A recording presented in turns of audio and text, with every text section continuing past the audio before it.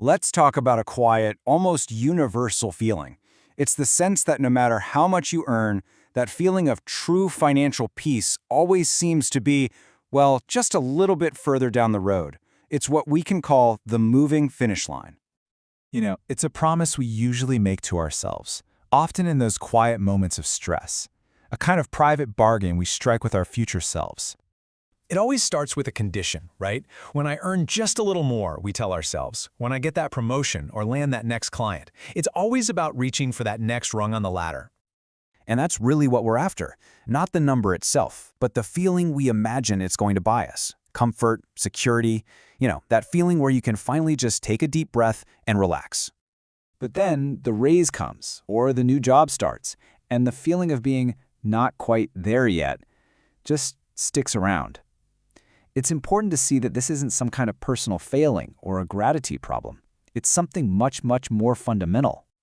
So, to understand why this happens, we have to look at the first piece of the puzzle, and that's the way our internal goalposts shift, often so quietly we don't even notice it's happening. There's actually a name for this. It's called hedonic recalibration. It's just a natural human tendency. Our minds are literally designed to adapt. So that bigger apartment, that higher salary, at first it feels incredible, like a real luxury. But very, very quickly, it just becomes the new, invisible normal.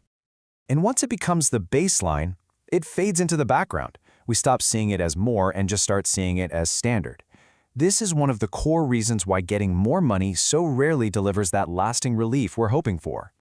But our own adapting expectations are really only half of the story. There's another powerful force at play here, and it's a lot more subtle than most of us realize. We often think of comparison as this really loud, obvious thing, right? Like scrolling through social media or seeing extreme wealth. But the comparisons that actually affect our sense of enough, they're much quieter. They're the people in our immediate world, our coworkers, our neighbors, people who are, like us.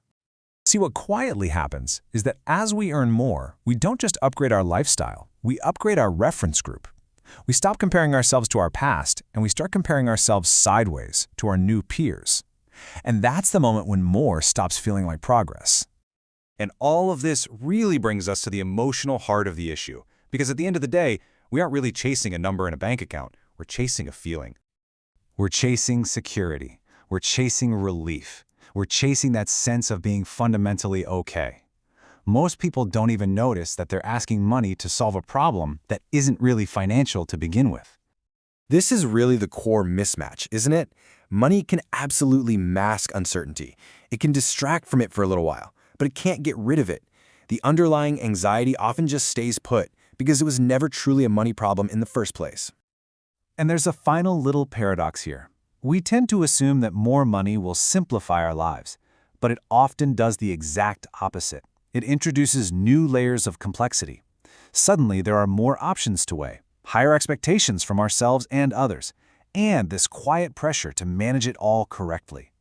Instead of relief, what we often get is an increased sense of responsibility. The mental load doesn't shrink, it just changes shape. So, if the chase for a specific number is a moving target, then what does a stable sense of enough actually look like? How do we find that? Well, it seems to require a real shift in perspective. Enough is not a finish line that you cross one day. It's more like a relationship that you build with your resources. It's a sense of clarity that you define for yourself before your circumstances change. And it's worth noting, the people who seem to feel calm and in control of their finances, they aren't always the highest earners. Not at all. But they are almost always the ones who have this kind of clarity. They've decided ahead of time what money is for, what their boundaries are, and they've built simple, stable systems to support those decisions. Because without a defined purpose, more money just defaults to fueling that same old cycle of recalibration and comparison. But with clarity, money becomes a tool to support a life you've already intentionally chosen, rather than the thing that dictates the life you should want. And when that internal shift happens, when you stop asking money to provide a sense of peace it was never designed to give, something really remarkable occurs. The finish line, it stops moving. Enough is no longer some distant destination. It becomes the ground right here beneath your feet.